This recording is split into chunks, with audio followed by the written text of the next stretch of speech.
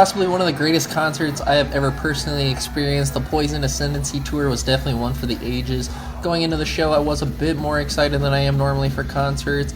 It probably had something to do with Bullet For My Valentine being one of my all-time favorite bands, and The Poison is definitely my favorite album of all time. I knew this show was going to be one for the memory bank, but I didn't expect to dream about it weeks later.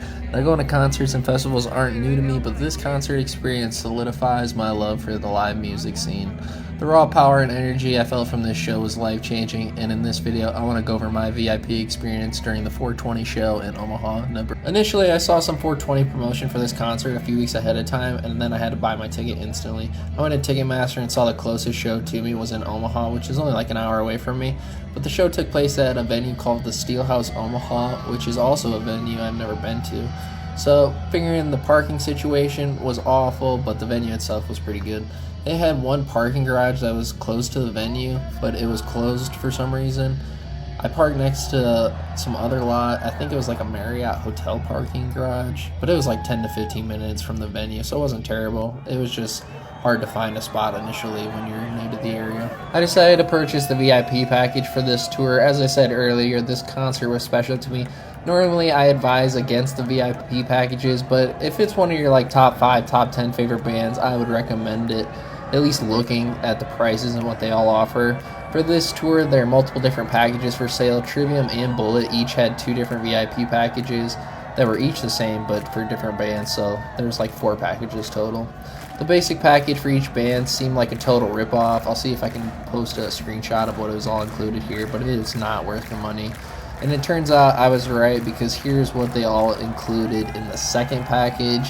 And as you can see, you get a lot more bang for your buck for this one. Honestly, it's not really a great VIP package compared to some others I've tried. But like I said, if it's one of your favorite bands, and this is a once-in-a-lifetime opportunity, so that's what I decided to do. Of course, the package is the most expensive out of the 2, because why would they not make as much money as they can? But as you can see, I did pay a pretty penny for it. Personally, I would do it again, and I will post pictures of everything I did receive in the package. Personally, if you're not a big fan of either of these bands, I wouldn't recommend it, as the price tag is a bit extreme. But I'll go ahead and tell you my experience, and you can be the judge of it. So here initially you can see is the email I got. I got this email about 2 days prior to showtime, so I had plenty of time in advance. And the email gives you clear instructions and details on how the VIP event is going to work. Unfortunately, they put in capital bold text that Bullet doesn't do any autograph signings. If you're desperately trying to get an autograph, I have seen people on their subreddit page manage it.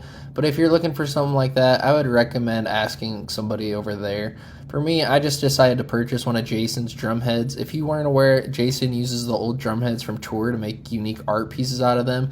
And after he's done with the art, he gets the whole band to autograph it. And I think they set out around like 3 to 5 of these on the merch table at the beginning of each show. So with the VIP package, I did get first access to the merch stand, and I decided to buy one. I'm not really sure how that works, because instead of like paying the merchandise person for the merch, you have to get PayPal and send the money directly to Jason. And it seems like it's not affiliated with the band, but the band is signing it, so I'm not really sure how that is all working. But I mean, that's on them to figure that all out, honestly. I just thought it was a little weird. The worst part is the line was packed, obviously, because we were the first ones there. And then he made me step to the side, and I had to like download the PayPal app. I couldn't do it through my browser. It was just like a really awkward experience.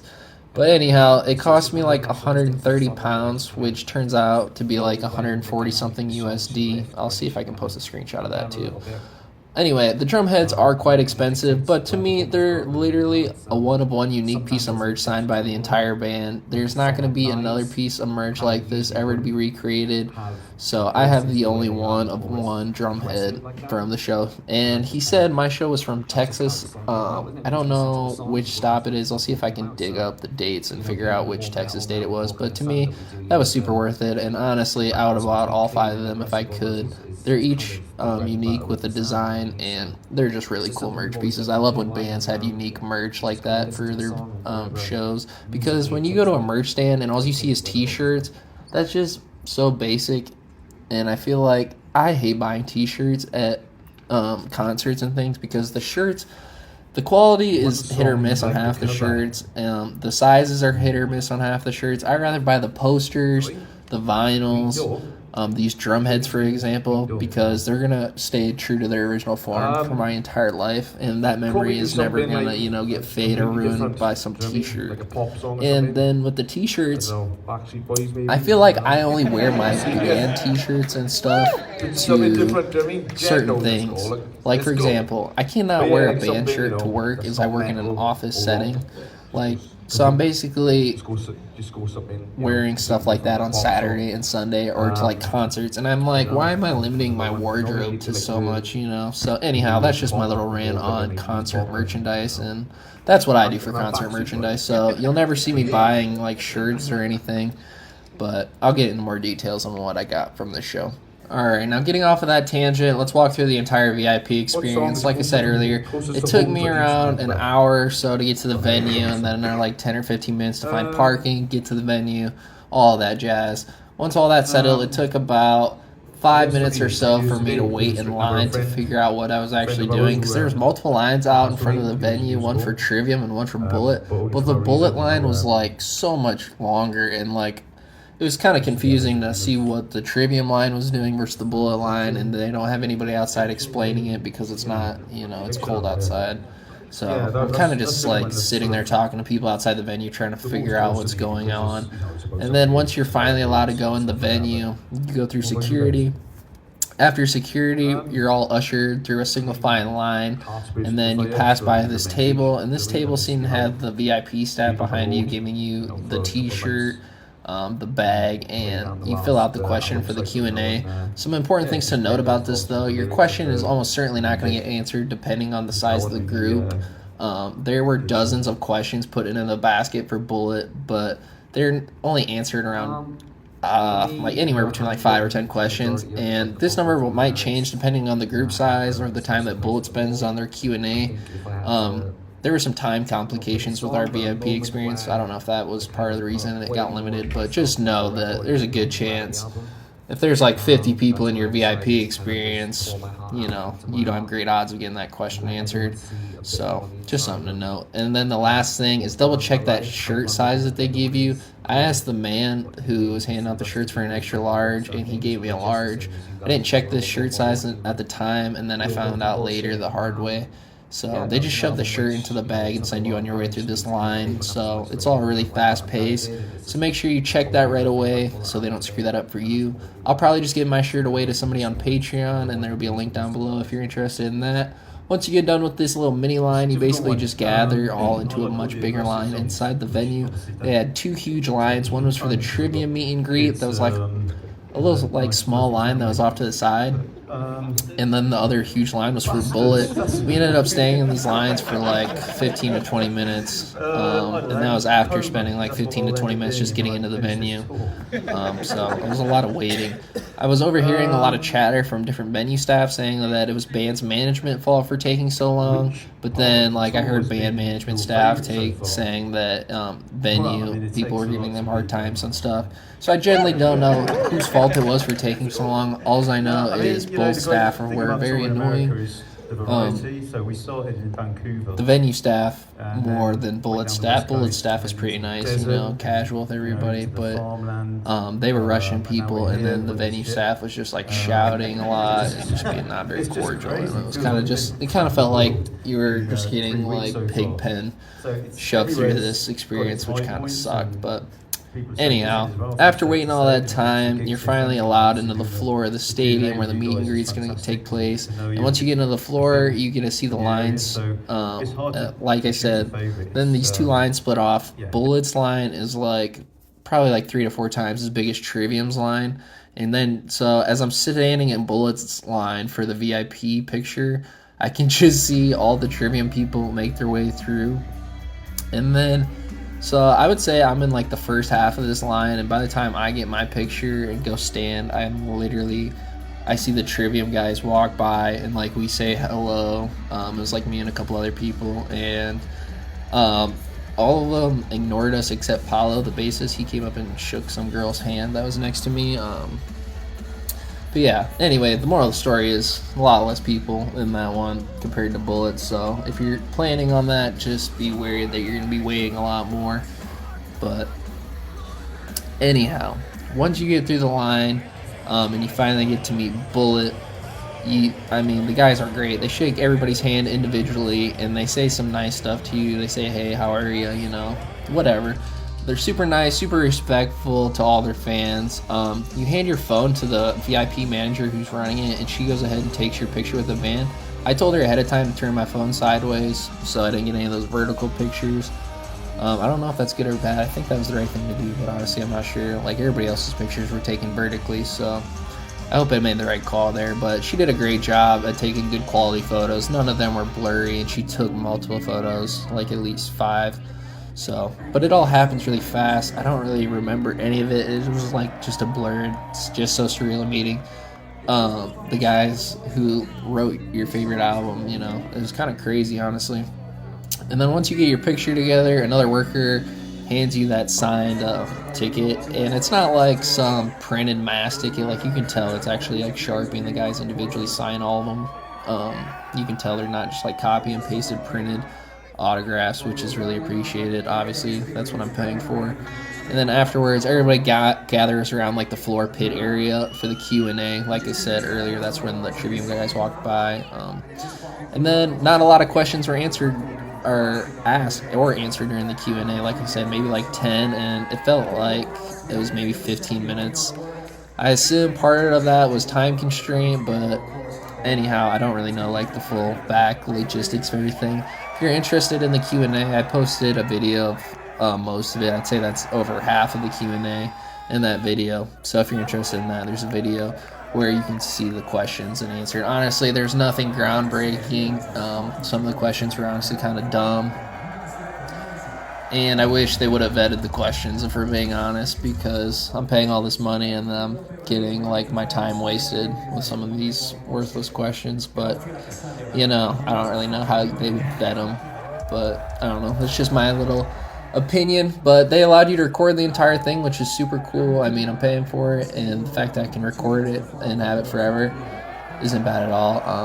So I literally just held my phone out and recorded most of it, and then I'll have that forever, which is cool. You don't really get a personalized Q&A from one of your favorite bands. So it was a cool experience. I don't know how I feel about it. Like I said, I wish that some of the questions could have been better, but it's not really up to me. But it was definitely a cool experience. That was the first time I've had like a little Q&A like that. But once the Q&A wraps up, the merch stand opens up, and then you get access to that. And then besides the drum head, I only got the tour poster. I think the poster cost around like $25. It's not bad at all. I just think it's a little strange that the poster is dual-sided. One of them has the logo, and the other side has the logo with like the dates. So I don't really know why you would choose to do that, but that's what it is. It doesn't really change how much I like the poster, but other than the VIP experience, that's pretty much all that is included in it. It felt like I spent more time waiting in line than I did for the actual experience.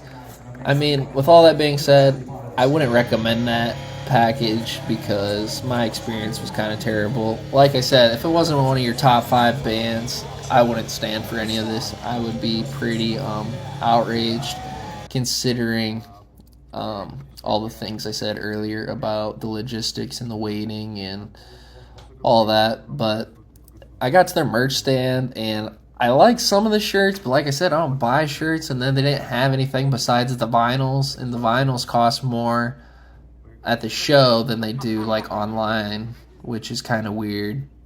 You would think you would sell it for cheaper so you could do more volume, and then these people are already there anyway.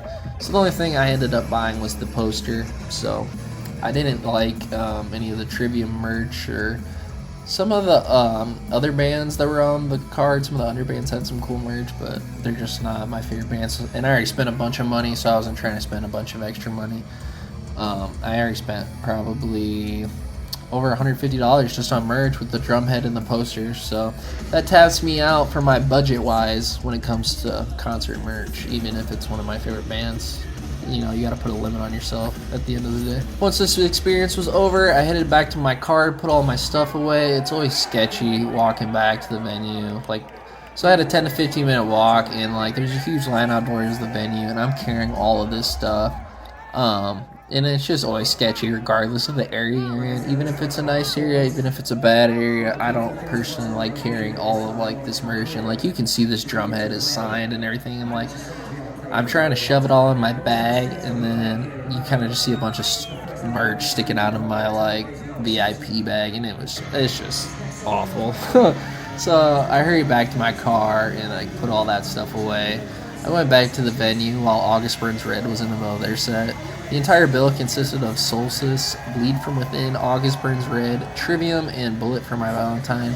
Personally, I only like Bullet out of all these bands, but I figured I could check them out since I was already there. The worst part about the whole VIP experience is like the amount of time you're at the venue, because you're basically spending over like 8 hours at this venue, and it's a Sunday and I gotta work the next day early in the morning, and it's like I got an hour drive there and back, and so I ended up spending like 10 hours, which, you know, that's why I'm saying don't do these VIP packages unless they're one of your favorite bands, because you're just going to be disappointed at the end of it. But I figured out I'd check out those other bands, and they were all good bands. August Burns Red is a great live band. They're just not my cup of tea. Trivium played Ascendancy in full, which is a great experience. I mean, they're not my favorite band in the world either, but I always love seeing full albums being played. Their stage design they had was great. They had like the album character blown up as a huge figurine behind them, which I thought was super cool, very original. I had a great time in the pit during their entire set. Like I said, I'm not familiar with their music at all, but I enjoyed the mosh pits. It was a great time. Once Trivium was over, the excitement started to overflow, and once the intro track comes on, I just lost it. Bullet was amazing live. The entire band is super tight, and the set list is perfect. They play the Poison in full, which just feels like a surreal dream come true. Hand of Blood is my favorite track from Need for Speed Most Wanted, and I looked on their set list, and apparently they don't play it very often, but this is my first time seeing Bullet, so I didn't know that. So I just feel like super like thankful that I got to go to this show and see that entire album. Like, seeing your favorite album of all time get played in full is just like super surreal. Like one of my best concert experiences of all time. Funny story, actually, like halfway through Four Words to Choke Upon, somebody like literally knocked me over. I turned around and somebody hit me like flush, and I landed like right on my tailbone on the floor. It hurt so bad immediately. I knew it was going to hurt even more tomorrow. But in the moment like that, your adrenaline just takes over. It's your favorite band, your favorite album. Like, nothing could, like, stop me. I could have cared less. I was just hoping that it wasn't something serious and, like, it didn't break anything. You know, that is my worst fear of, like, being in the mosh pits at these shows, is, like, leaving with a broken bone or, like, some serious injury. Like, we all just want to have a good time, and we all want to go home at the end of the day with bumps and bruises and no broken bones. I mean, I can confirm, though, it wasn't nothing serious, but anyhow, I have nothing but good things to say about the show. 10 out of 10, would definitely recommend checking it out. I know there's only a couple of dates left, but it's just such a great time. Alright, in summary, the VIP experience, I think even as a huge Bullet For My Valentine fan, I would have to say that I would skip getting this package again if given the chance. Now, if I've never met Bullet, or if I was a huge fan of Bullet or Trivium like myself, I'd go ahead and do it again for the first time, no problem. My main problem with the package is the complete lack of value. The merch and the quality of merch is honestly pretty bad.